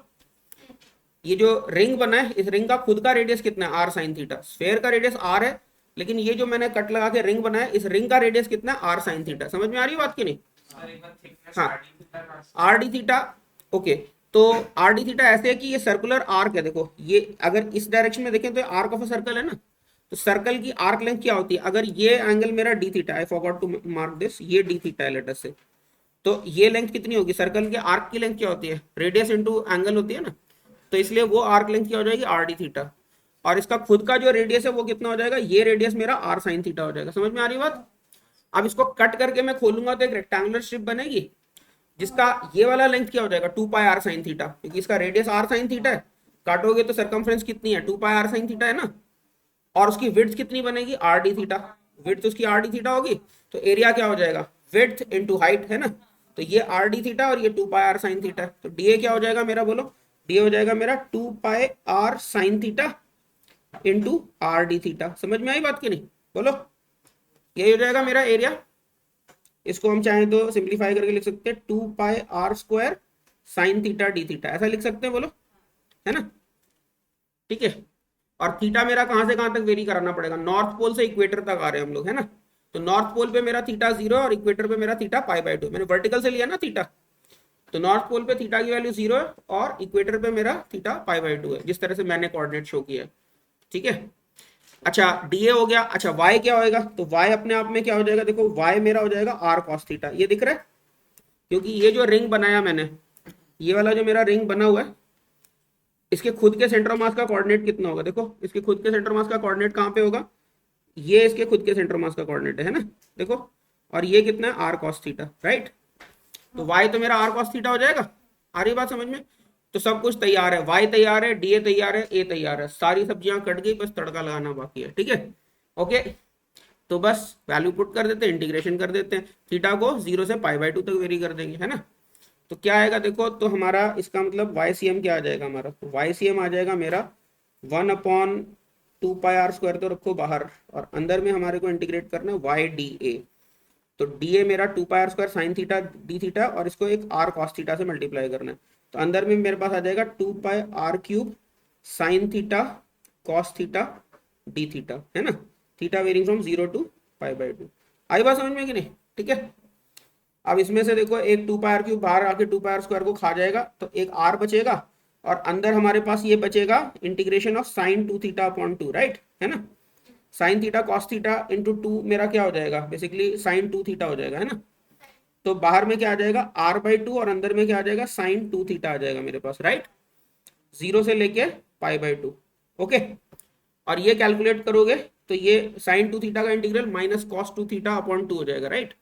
और उसकी वैल्यू कैलकुलेट करोगे डाल के, तो फाइनली ये जो वैल्यू आ जाएगी सिंपली तुम्हारी y c m equal to क्या आ जाएगा, कैलकुलेट करके r/2, वैल्यू तुम चाहो तो डाल के पुट करके कैलकुलेट कर सकते हो, समझ गए। तो इसका मतलब जो हेमिस्फेरिकल कटोरी है उसका सेंटर मास एग्जैक्टली हाइट के आधे पे, ये बड़ा अच्छा रिजल्ट है ना। बॉट बेस से जितनी हाइट पे उतना ही एपेक्स से भी उतनी इक्वी डिस्टेंट है हमारा हेमिस्फेरिकल शेल के लिए। समझ में आई बात सभी को, ठीक है। नेक्स्ट हम लोग बात करते हैं centre of mass of a solid hemisphere. Next है locate the CM of a solid hemisphere. Solid hemisphere का सेंटर ऑफ मास लोकेट करना है हमें, ठीक है। तो सॉलिड हेमिस्फेयर को हम क्या मान सकते हैं, पतले पतले स्फेरिकल शेल्स को जोड़ जोड़ के सॉलिड हेमिस्फेयर बना सकते हैं, समझ गए। जैसे प्याज होता है, प्याज को समझो आधा काट दिया, तो अंदर जो है छोटा सा सर्कल, फिर उसके बाद अगला सर्कल, उसके बाद अगला सर्कल, ऐसे समझ के देखा तो हो गई प्याज, फिर भी खाते नहीं हो तो समझ गए ना, सर्कल के बाद सर्कल के बाद सर्कल के बाद सर्कल, समझ गए कि नहीं। तो ऐसे करके हेमिस्फेयर के ऊपर हेमिस्फेयर हेमिस्फेयर ऐसे जोड़ जोड़ के हम हेमिस्फेरिकल शेल्स को हम सॉलिड हेमिस्फेयर बना सकते हैं, ठीक है ना। तो इसका एलिमेंट हम कैसा लेंगे, सेंटर से r डिस्टेंस पे dr थिकनेस का हेमिस्फेरिकल शेल लेंगे हम लोग, और उसके लिए फिर लिख के फिर उसको इंटीग्रेट करके देखते हैं क्या बनता है हमारा, ठीक है। तो अभी मेरे पास क्या है, सॉलिड हेमिस्फेयर है। सॉलिड हेमिस्फेयर में मैं क्या करता हूं, सेंटर से r डिस्टेंस पे dr थिकनेस का मैं हेमिस्फेरिकल शेल एलिमेंट ले रहा हूं, समझ गए कि नहीं। ये dr थिकनेस का हेमिस्फेरिकल शेल एलिमेंट ले रहा हूं, समझ गए कैसा एलिमेंट है ये, ओके। और मेरा cm क्या होगा, ycm जो होगा मेरा 1/m इंटीग्रल ydm होगा, राइट। लेकिन हम इसको चाहें तो 1/वॉल्यूम इंटीग्रल ydv भी लिख सकते हैं, क्यों, क्योंकि यूनिफॉर्म मास डेंसिटी है, इसलिए वॉल्यूम के टर्म्स में भी हम सेंटर ऑफ मास लोकेट कर सकते हैं। सब जगह मास जो है प्रोपोर्शनली होगा वॉल्यूम के, इसलिए हम लोग ऐसा लिख सकते हैं, राइट, है ना। तो अभी बस काम क्या बचा मेरे को, अच्छा यहाँ पे y क्या है, y is the y coordinate of cm of the element, right. तो y मेरा क्या बनेगा, देखो एक चीज ध्यान से देखना, y मेरे को लिखना पड़ेगा r/2। ये चीज समझ में आई, r/2 क्यों लिखा, क्योंकि y क्या, y coordinate of the centre of mass of the element. हमारे एलिमेंट की शेप क्या है, हेमिस्फेरिकल शेल, हेमिस्फेरिकल शेल का सेंटर ऑफ मास कहाँ पे होता है, r/2, इसलिए y को गलती से r मत लिख देना, y को हमें r/2 लिखना पड़ेगा। हमारे फॉर्मूले में y क्या था, coordinate of centre of mass of the element. मैंने जान के बोला था it is not the coordinate of the element, क्योंकि एलिमेंट तो एक्सटेंडेड है, कोऑर्डिनेट ऑफ द एलिमेंट का तो कोई मतलब ही नहीं बनता। y क्या था हमारा, coordinate of centre of mass of the element. Basically composite body method से ही हम लोग बात कर रहे हैं, पतले पतले हेमिस्फेरिकल शेल, तो हेमिस्फेरिकल शेल को कहाँ रिप्लेस करेंगे, उसके खुद के सेंटर ऑफ मास पे, यानी कि r/2 पे। समझ में आई बात की नहीं। और dv क्या हो जाएगा मेरा, तो अभी dv देखो ध्यान से, तो ये जो मेरा हेमिस्फेरिकल शेल बना है इसका सरफेस एरिया कितना है हमारा, 2π r², राइट। इसका सरफेस एरिया कितना है 2 पाई स्मॉल आर स्क्वायर, और थिकनेस कितनी है डी आर। इसको काट के अगर बिछा देंगे जमीन पे, तो जमीन पे कितनी चादर घेरेगा ये 2 पाई आर स्क्वायर, और उसकी थिकनेस कितनी होगी डी आर। तो वॉल्यूम कितनी हो जाएगी इसकी 2 pi R square into D R, यही वॉल्यूम हो जाएगी ना काट के अगर बिछा देंगे। तो एक सेकेंड, तो डीवी को मैं लिख रहा हूँ 2 pi small are square D r, 2 pi small are square D r, ये मेरा क्या हो गया छोटा सा वॉल्यूम। तो डीवी मेरा हो गया 2 pi R square D R, Y भी आ गया, और टोटल वॉल्यूम क्या होगा वी, तो मेरा 2 पाई कैपिटल आर स्क्वायर होगा, है ना। अगर इसका टोटल रेडियस मेरा कैपिटल आर ले लेता हूँ मैं, लेटस से ये रेडियस मेरा कैपिटल आर है, तो ये 2 पाई कैपिटल आर स्क्वायर हो जाएगा। वापस देखो वाई डी वी वी सब कुछ तैयार है, सारी सब्जियां कट गई, बस तड़का लगाना बाकी है, ठीक है। तो लगा देते, तो इसका जो फाइनल आंसर आता है 3r/8 आता है जस्ट। तो वैल्यूज मैं पुट कर देता हूँ। अच्छा by the way small r को कहाँ से कहाँ तक वेरी करना पड़ेगा, तो हमारी गिनती शुरू कहाँ से हो रही है, स्मॉल आर इक्वल टू 0 से गिनती शुरू हो रही है, और खत्म कहाँ पे हो रही है, आखिरी शेल कैपिटल आर पे बनेगा। तो 0 से लेके कैपिटल आर तक हमारा गिनती का काम खत्म होगा, ठीक है। तो आर की लोअर लिमिट 0 होगी और अपर लिमिट क्या हो जाएगी हमारी कैपिटल आर, राइट। तो ये क्या हो जाएगा हम लोगों का, तो इसका मतलब वाई सी एम हमारा आ जाएगा, ओके, तो सॉरी वॉल्यूम होगी 2/3 पाई आर क्यूब, ये मैंने गलत लिख दिया सॉरी। तो वॉल्यूम को मेरे को लिखना चाहिए था 2/3 pi R cube, sorry 2/3 pi R cube, my bad, अभी सही कर दिया, ठीक है ओके। तो 2/3 पाई आर क्यूब, ओके, वो गलती से सरफेस एरिया लिख दिया था मैंने, 2/3 पाई आर क्यूब होगा वॉल्यूम। तो वाई सी एम क्या हो जाएगा 1/v, तो ये हो जाएगा 3/2 पाई आर क्यूब, और इंटीग्रेशन के अंदर आएगा वाई डी वी, है ना। तो इसको r/2 से और मल्टीप्लाई करना है, तो ये मेरे पास आ जाएगा πr³ dr आ जाएगा, है ना। यही बनेगा ना, देखो r/2 से इसको मल्टीप्लाई करोगे तो 2 को 2 खा जाएगा, और πr³ dr हो जाएगा, राइट। और ये 0 से कैपिटल आर तक, तो इसको सॉल्व करोगे, तो सॉल्व करके हमारे पास फाइनली 3r/8 आ जाएगा हम लोगों का, ठीक है। ये क्या आ जाएगा 3r/8। तो वाई सी एम कितना आ गया हम लोगों का 3r/8, ये हम लोगों का किसका आ गया, सॉलिड हेमिस्फीयर का सेंटर मास का लोकेशन आ गया क्या 3r/8, ओके ठीक है। आगे बढ़ सकते, next question, locate the CM of a rod whose mass density varies, mass density, linear mass density बोल देते हैं, linear mass density. Linear mass density का मतलब समझते हो, इसका मतलब होता है मास पर unit length. Linear mass density varies as lambda equal to lambda naught into x by L to the power n। मतलब कहने का क्या है, मेरे पास एक रॉड है, ठीक है, ये मेरे पास कोई रॉड है, लेकिन ये जो है बराबर थिक नहीं है, यानी इसका जैसे जैसे आगे जा रहे हो इसका मास पर यूनिट लेंथ बढ़ते जा रहा है। तो ये हो सकता है धीरे धीरे मटेरियल चेंज करते जा रहे हो, शुरू में थर्माकोल की और धीमे धीमे करके एलॉय बना रहे हो, साथ लास्ट में जाके प्लैटिनम मिक्स हो गया और खूब सारा था वट। तो जो मास डेंसिटी है इस रॉड की नॉन यूनिफॉर्म है। ये भी हो सकता है कि थिकनेस थोड़ी थोड़ी बढ़ती जा रही है, तो मास पर यूनिट लेंथ यानी हल्की सी कोनिकल टाइप की शेप दे रखी है इसको। तो जो भी है एन कुछ भी हो सकता है, यानी एन 0 है तो फिर तो यूनिफॉर्म रॉड है, n1 है तो कोनिकल टाइप का ऐसे थोड़ा सा, ठीक है, और n2 भी हो सकता है, कैसे भी कुछ भी हो सकता है, ठीक है। अब मुझे इसका सेंटर मास लोकेट करना है लेफ्ट हैंड से, ठीक है, लेफ्ट हैंड से मुझे इसका सेंटर मास लोकेट करना है, और मान लेते हैं ये डायरेक्शन में मेरा एक्स एक्सिस है, ठीक है। तो इस डायरेक्शन में मेरा ये एक्स एक्सिस है, ओके। तो मैं क्या करता हूँ, इसमें एक्स डिस्टेंस पे dx थिकनेस का एलिमेंट लेता हूँ, ठीक है। तो मुझे पता है XCM क्या होता है, मेरा XCM होता है 1/m इंटीग्रल XDM, राइट, ठीक है। और ये क्या है बेसिकली, ये मास डेंसिटी मास पर यूनिट लेंथ यानी बेसिकली dm/dl दे रखा है हमें, है ना, मास पर यूनिट लेंथ दिया हुआ है, ओके। ये क्या है, ये क्या चीज है, ये मास पर यूनिट लेंथ है, ठीक है, मास पर यूनिट लेंथ है। तो मैं क्या करता हूँ x डिस्टेंस पे dx थिकनेस का एलिमेंट ले लेता हूँ, ठीक है। तो टोटल मास कितना होगा, पहली बात तो मास निकालने के लिए क्या करना पड़ेगा, लैम्डा dx का इंटीग्रल करना पड़ेगा, राइट, बोलो x varying from 0 to l, lambda dx का इंटीग्रल करना पड़ेगा। तो ये क्या हो जाएगा, लैम्डा को हम पुट कर देंगे lambda naught x by l whole to the power n into d x, and integrating this from 0 to l, ये कुछ ना कुछ तो आ जाएगा मेरे पास, ठीक है। मैं मैथ्स पूरी कर नहीं रहा हूँ, मैथ्स तो तुम लोग इंटीग्रेट करके सॉल्व करोगे, ये कुछ ना कुछ वैल्यू आ जाएगी तुम्हारी, ठीक है, लैम्डा नॉट और ये सब एक्स एल के टर्म्स, एक्स तो ऑब्वियसली खत्म हो जाएगा, लिमिट्स डालोगे तो लैम्डा नॉट और एन और एल कुछ रहेगा फाइनल टोटल मास में, ठीक है। और फिर इंटीग्रल एक्स डीएम क्या हो जाएगा, तो इंटीग्रल एक्स डीएम क्या हो जाएगा तुम्हारा, वो क्या हो जाएगा इंटीग्रेशन ऑफ, अच्छा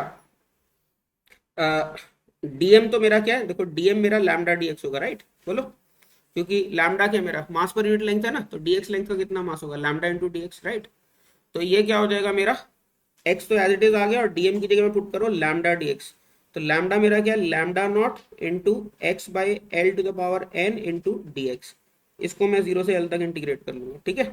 तो एक क्वांटिटी ये आएगी और दूसरी क्वांटिटी ये आएगी, और मेरा एक्ससीएम रिक्वायर्ड क्या हो जाएगा, required XCM will be simply quantity 2 divided by quantity 1। तो इसमें होगा क्या, तुम लोग देखोगे लैम्डा नॉट पहले इंटीग्रल में भी बाहर आएगा, लैम्डा नॉट दूसरे इंटीग्रल में भी बाहर आएगा, और जब डिवाइड करोगे तो लैम्डा नॉट कट जाएगा, ठीक है, लैम्डा नॉट कट जाएगा, और फाइनल आंसर जो आएगा तुम्हारा वो मैं यहाँ पे लिख दे रहा हूँ, मैथ्स तुम लोग खुद वर्कआउट करोगे, ठीक है। तो एक्ससीएम क्या आ जाएगा हमारे पास, N plus one upon N plus two into L, ये आ जाएगा हमारा XCM, where L is the length of the rod, L जो हमारा रॉड का टोटल लेंथ है, ओके। यहाँ पे total length of the rod जो हमारा वो एल है, okay, this length is L, समझ गए। तो n plus one upon N plus two into L आ जाएगा हमारे पास। ऑब्वियसली अगर यूनिफॉर्म रॉड है सोचो, तो यूनिफॉर्म रॉड में n की वैल्यू 0 पुट करोगे तो कहाँ पे आएगा, l/2 पे आएगा, होना भी यही चाहिए, मिड पॉइंट पे होना चाहिए, है ना। और अगर नॉन यूनिफॉर्म रॉड है, लेट अस से n की वैल्यू 1 है तो 2/3 पे आ जाएगा। एक्चुअली वो क्या है, कुछ कुछ ट्राइंगल जैसे ही सोच सकते हो, अगर जैसे मान लो पतला सा ट्राइंगल बना दो, तो पतला सा ट्राइंगल है, l इसकी ऑल्टीट्यूड है, तो 2l/3 पे होना चाहिए ना। और एक्चुअली ये पतला सा ट्राइंगल है, इसको स्क्वीज करके देखोगे तो नंबर ऑफ पार्टिकल्स जो किसी भी डिस्टेंस पे होंगे वो लीनियरली प्रोपोर्शनल होंगे इसके, इस डिस्टेंस के, यानी इस डिस्टेंस पे इतनी थिकनेस है, इस डिस्टेंस पे इतनी थिकनेस, ये थिकनेस जो लीनियरली बढ़ती जा रही होगी इसकी, है ना। तो इसके लिए क्या आ जाएगा हमारा, ट्राइंगल के लिए 2l/3 आ जाएगा। ऐसे ही अगर कोन देखोगे, कोन में, कोन तो छोड़ दो, मान लो n की वैल्यू मैं 3 पुट करता हूँ तो ये मेरा 3/4l आ जाएगा। और एक्चुअली तुम ध्यान से सोचोगे तो कोन अगर पतला सा कोन शेप में जा रही है रॉड, तो यहाँ पे आर स्क्वायर के प्रोपोर्शनल तुम्हारे नंबर ऑफ पार्टिकल स्क्वीज हो रहे होंगे यहाँ पे, इज इट नॉट, समझ में आ रही बात कि नहीं। आर स्क्वायर, क्योंकि एरिया जो बढ़ रहा होगा ना, रेडियस तो लीनियरली बढ़ रहा होगा, यानी एरिया जो क्वाड्रेटिकली बढ़ रहा होगा। तो कोनिकल टाइप की रॉड अगर पतली सी, तो n इक्वल टू 2 के इक्वालेंट है, और n को 2 डालोगे तो ये 3/4 आ रहा है। तो कोन के लिए देखा था ना, एपेक्स से 3/4l पे आया था, तो वो सारे रिजल्ट भी यहाँ से हम डराइव कर सकते हैं। और इनफैक्ट जो पतला सा कोन है, पतले से कोन में देखो सरकमफ्रेंस पे कितने पार्टिकल्स, मतलब ये रॉड मतलब इस तरह की जैसे हॉलो कोन जैसी रॉड है लेटस से, तो फिर वापस देखो अगर हॉलो कोन है तो रेडियस जो हमारा लीनियरली प्रोपोर्शनल होगा एक्स के, तो इसका मतलब क्या, सरकमफ्रेंस भी लीनियरली प्रोपोर्शनल होगी, सरकमफ्रेंस जितने पार्टिकल्स हैं गिवन एक्स पे, तो वापस n की वैल्यू 1 आएगी, n को 1 पुट करोगे तो वापस 2/3 आएगा। तो हॉलो कोन के लिए क्या था, यहाँ से 2/3l और इधर से 1/3l, यही रिजल्ट्स आए थे ना। तो इस रिजल्ट के अंदर सारे रिजल्ट्स इंक्लूडेड है, एक तरह से हम देख सकते हैं। समझ में आई बात कि नहीं, ठीक है। तो आज की क्लास में फिर यहीं पे कंक्लूड कर रहा हूँ, ठीक है। इसके आगे फिर सेंटर ऑफ मास पे कुछ और अच्छे क्वेश्चन देखेंगे, और अभी तो हमने ये सीखा कि सेंटर ऑफ मास निकालते कैसे हैं, आखिर निकाला क्यों है, ये सब क्यों किया ये सारी कवाली हमने, तो ये हम अगली क्लास में समझेंगे, ठीक है।